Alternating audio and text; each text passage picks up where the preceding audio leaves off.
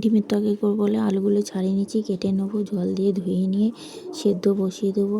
পেঁয়াজ আদা রসুন ছাড়িয়ে নেবো, এই ছাড়ানো হয়ে গেছে। এবার আমি মিক্সি জারে পেঁয়াজ আদা রসুন দিয়ে দেবো।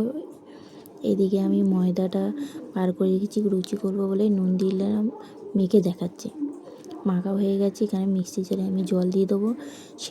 আলুগুলো সেদ্ধ হয়েছে কিনা দেখে নেবো। আলুটা সেদ্ধ হয়েছে কিনা দেখে নেবো। আলু আমার সেদ্ধ হয়ে গেছে, নামিয়ে নিলাম। ডিমগুলো ছাড়িয়ে নেবো, পেশা হয়ে গেছে আমার। কড়াই তেল দিয়ে ডিমগুলো ভেজে নেব। ভাজা আমার হয়ে গেছে, আমি আলুগুলোও ভেজে নেব।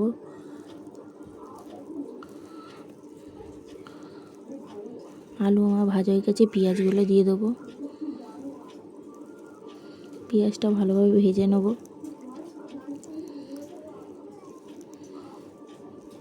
পেঁয়াজটা আমার ভাজা হয়ে গেছে, আমি পেস্টটা দিয়ে দেবো আদা রসুনের।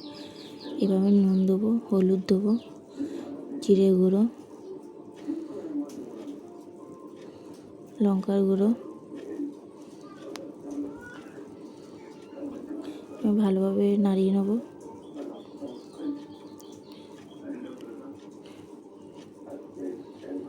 এবার হালকা কষে গেছে, আমি জল দিয়ে দেবো।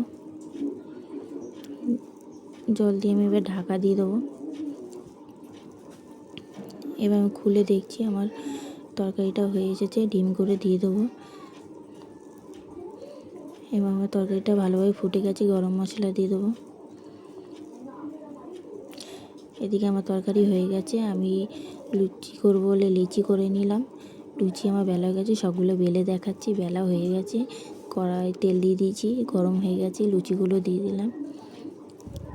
লুচিটা আমি তুলেও নিলাম, সবগুলো করে দেখাচ্ছি। আমার সবকটা লুচি হয়ে গেছে, আমার লুচি আর ডিমের তরকারি।